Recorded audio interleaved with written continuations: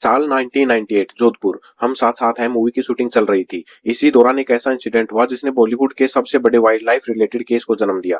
Case था black buck यानी काले हिरण की पोचिंग का। आरोपी थे बड़े बड़े film stars including Salman Khan, Saif Ali Khan. इस लेक्चर में हम जानेंगे कि बिश्नोई कम्युनिटी क्या है, क्या आई विटनेस ने सच में सलमान को गोली चलाते देखा था, कैसे झूठी पोस्टमार्टम रिपोर्ट बनाई गई, क्या सलमान ने चिंकारा का भी शिकार किया था, सलमान पर टोटल कितने केसेस चल रहे हैं, सभी केसेस का करंट स्टेटस क्या है। सबसे पहले हम जानते हैं बिश्नोई समाज के बारे में। बिश्नोई समाज एक एनवायरमेंट प्रोटेक्टिंग रिलीजियस कम्युनिटी है जो मेनली राजस्थान और हरियाणा में रहती है। इसकी स्थापना गुरु जम्बेश्वर जी ने 1485 में की थी। बिश्नोई का मतलब है 20+9, क्योंकि उन्होंने 29 नियम दिए थे, जैसे नॉनवेज नहीं खाना, जानवरों और नेचर से प्यार करना। ये कम्युनिटी नेचर और वाइल्ड लाइफ प्रोटेक्शन के लिए पूरी दुनिया में फेमस है। 1730 में खेजराली मैस्केर हुआ था, जिसमें 363 बिश्नोई लोगों ने खेजरी पेट बचाने के लिए अपनी जान दे दी थी। मतलब इस हद तक ये लोग नेचर से प्यार करते हैं। बिश्नोई लोग स्ट्रिक्टली शाकाहारी, नॉन वायलेंट और एंटी पोचिंग होते हैं और एनवायरमेंट को धर्म की तरह फॉलो करते हैं। ये लोग इतने पशु प्रेमी है कि ये लोग सेल्फ डिफेंस में भी किसी जानवर को नहीं मारते। एक जानवर है ब्लैक बक यानी काला हिरण, जो आप स्क्रीन पर देख रहे हैं। इस जानवर को बिश्नोई समाज बहुत ही पवित्र मानते हैं, क्योंकि ब्लैक बक को ये लोग अपने गुरु जम्बेश्वर जी का प्रतीक मानते हैं। क्या है 1998 में हम साथ साथ हैं मूवी की शूटिंग जोधपुर में शुरू हुई। सलमान खान, सैफ अली खान, तब्बू और सोनाली बेंद्रे जैसे स्टार्स मेहरानगढ़ फोर्ट, मैंदोर गार्डन्स और जसवंत थाड़ा में अपने सीन्स फिल्म कर रहे थे। सेट पर राजश्री प्रोडक्शंस का बिल्कुल परिवार वाला और शांत और डिसिप्लिन माहौल था।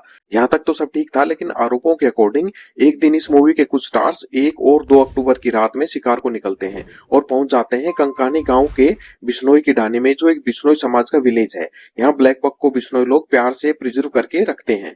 पूनम चंद बिश्नोई नाम के शख्स के बयान के अकॉर्डिंग उस रात उन्होंने एक गाड़ी की हेडलाइट देखे जो जंगल की तरफ जा रहे थे, जिसे वो सस्पिशियस मानते हुए उठ गए। फिर उन्होंने अपने पास सो रहे चौगाराम बिश्नोई को जगाया। दोनों ने मोटरसाइकिल से उस गाड़ी का पीछा किया। उन्होंने गाड़ी में बैठे सलमान खान को पहचान लिया। उनके बयान के अकॉर्डिंग सलमान खान ने गाड़ी की सीट पर खड़े होकर गन फायर की और गोली झुंड में खड़े काले हिरणों को लगी। गोले की आवाज सुनकर गांव के लोग इकट्ठे हो गए। लोगों का शोर सुनकर वो लोग वहां से निकलने लगे और पूनमचंद और छोगाराम उनके पीछे बाइक से चलने लगे। थोड़ी दूर चलने के बाद बाइक ने गाड़ी को ओवरटेक किया, लेकिन उन लोगों ने गाड़ी को यू टर्न लेकर घुमा लिया। तभी गांव की तरफ से 2 और लोग बाइक पे आए, मांगीलाल और शेराराम, जिन्होंने सलमान को देखा और गाड़ी का नंबर नोट किया। फिर वो लोग जिप्सी को पकड़ने के लिए बाइक तेज भगाते हैं, लेकिन जिप्सी पकड़ में नहीं आती। फिर अगले दिन बिश्नोई फॉरेस्ट डिपार्टमेंट में जाकर कंप्लेन रजिस्टर करा देते हैं। फॉरेस्ट डिपार्टमेंट अगले दिन 2 ब्लैक बक की बॉडी रिकवर करती है और पोस्टमार्टम करते हैं वेटरनरी डॉक्टर नरेन नेपालिया। इसके बाद जांच शुरू होती है और जिप्सी के ड्राइवर हरीश दुलानी को पूछताछ के लिए बुलाया जाता है। वो बताता है कि वो 22 सितंबर से ये वाली जिप्सी चला रहा है और उसकी ड्यूटी सलमान के लिए थी, लेकिन 1 और 2 अक्टूबर की रात को गाड़ी की चाबी उसे ले ली गई कार ओनर द्वारा और गाड़ी सलमान चलाकर लेकर गए। उसने ये भी बताया कि अगले दिन सुबह जब उसने गाड़ी देखी थी, गाड़ी के ड्राइवर साइड वाले दोनों टायर पंक्चर थे और गाड़ी धूल मिट्टी से गंदी थी। हरीश ने ये भी बताया कि 26 सितंबर और 29 सितंबर को भी सलमान ने चिंकारा का शिकार किया है। उस समय वो सलमान खान के साथ ही था। वो ये भी बताता है कि सलमान अकेले नहीं थे, उनके साथ और भी स्टार थे, जैसे सैफ अली खान, तब्बू, सोनाली बेंद्रे और नीलम कोठारी। जिप्सी में इंस्पेक्शन में सामने आया कि इस गाड़ी में डेड एनिमल्स की बॉडी को पहले भी कैरी किया गया है, क्योंकि जिप्सी में जानवर का ब्लड और बाल मिले। मतलब इस गाड़ी में मरे हुए जानवर कैरी किए जाते थे। इसके बाद सलमान से गन भी रिकवर की गई, जिसका लाइसेंस सितंबर में ही एक्सपायर हो चुका था। इसलिए सलमान पे आर्म्स एक्ट का भी एक और केस लग गया।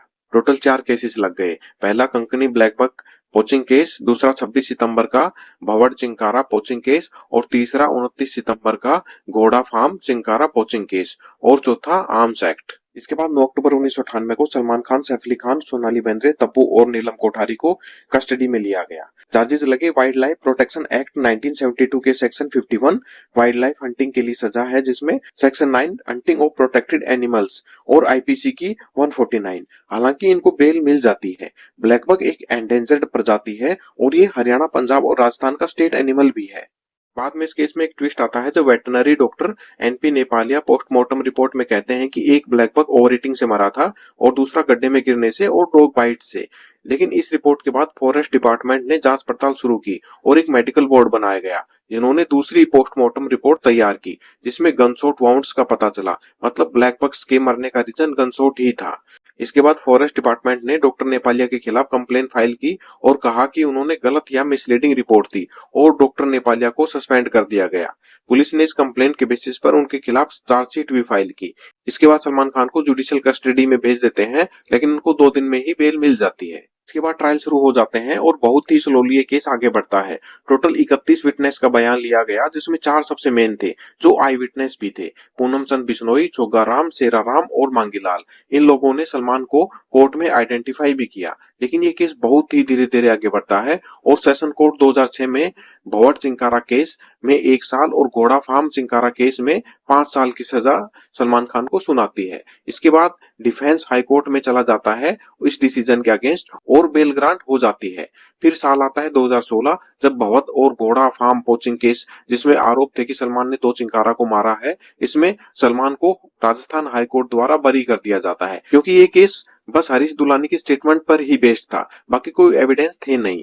फिर जनवरी 2017 में आर्म्स एक्ट में भी सलमान को बरी कर दिया जाता है। अब बचा था सिर्फ एक केस, ब्लैक बक पोचिंग का। फिर दिन आता है 5 अप्रैल 2018, जब सलमान को गिल्टी पाया जाता है और 5 साल की सजा सुनाई जाती है और बाकी जितने भी लोग थे उनको बेनिफिट ऑफ डाउट देते हुए बरी कर देते हैं। जज ने फर्स्ट पोस्टमार्टम रिपोर्ट को जो डॉक्टर नेपालिया ने बनाई थी उसको फर्जी माना और दूसरी पोस्टमार्टम रिपोर्ट जो मेडिकल बोर्ड ने बनाई थी उसको सही माना, जिसके अकॉर्डिंग एक ब्लैक बक के पैर में गोली लगी थी और दूसरे के गले में। सजा सुनाई गई थी फ्राइडे को, इसलिए बेल मंडे को ही मिल सकती थी। इसलिए 3 दिन सलमान खान जोधपुर की सेंट्रल जेल में थे और मंडे को उनको बेल मिल गई। अब नवंबर 2025 में इस केस का करंट स्टेटस ये है कि सलमान खान और उनके को अक्यूज्ड के खिलाफ सारे रिलेटेड अपील्स अब राजस्थान हाई कोर्ट में एक साथ सेंट्रलाइज्ड कर दिए गए हैं। सलमान खान को 2018 में 5 साल की सजा सुनाई गई थी, जिसके खिलाफ उन्होंने कन्विक्शन अपील फाइल की, जबकि राजस्थान सरकार ने उनके साथियों सैफ अली खान, तब्बू, सोनाली बेंद्रे और नीलम के एक्विटल के खिलाफ अपील डाली। पहले ये सारी पेटिशंस अलग अलग कोर्ट्स में चल रही थी, पर 2022 में हाई कोर्ट ने ऑर्डर दिया कि 1998 का पूरा पोचिंग मैटर एक ही बेंच सुनेगी, ताकि कॉन्ट्राडिक्टरी जजमेंट्स ना आए। रिसेंट अपडेट्स के अकॉर्डिंग हाई कोर्ट ने दोनों तरह की अपील, सलमान खान की कन्विक्शन चैलेंज और स्टेट गवर्नमेंट की को अक्यूज्ड के एक्विटल के खिलाफ अपील को 22 सितंबर 2025 के लिए क्लब करके हियरिंग स्टार्ट की। मतलब केस अभी भी पूरी तरह से खत्म नहीं हुआ है, फाइनल फैसला हाई कोर्ट में पेंडिंग है और सलमान खान अभी बेल पर है और उनके फॉरेन ट्रेवल पर कोर्ट परमिशन का रूल कंटिन्यू है। लेकिन ये केस इतना स्लो चला है और हाई कोर्ट के बाद सुप्रीम कोर्ट में भी जा सकता है। ऑलरेडी इस केस को 27 साल हो चुके हैं और आगे कितना टाइम लगेगा कुछ कह नहीं सकते।